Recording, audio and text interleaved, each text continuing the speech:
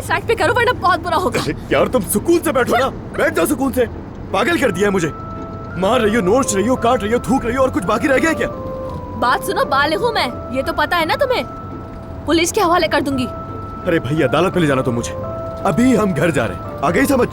तो इसीलिए सुबह उठकर हम इंसानों की तरह बात करेंगे। अभी फिलहाल तुम घर जाकर सो जाना, और फिर जब मैं तुम्हारे घर छोड़ दूंगा तुम्हें, तो जो जी चाहे करना। तुम्हारी वजह से मेरा घर ही नहीं रहेगा, और तुम मुझे घर छोड़ोगे?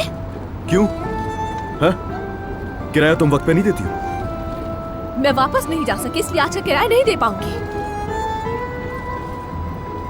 क्या मतलब यार, समझा नहीं मैं कुछ। क्योंकि बाहर में रहती हूँ और वही मेरा घर है। बिल्कुल भी पसंद नहीं आया ना? हाँ बिल्कुल भी नहीं, फजूल जोक था।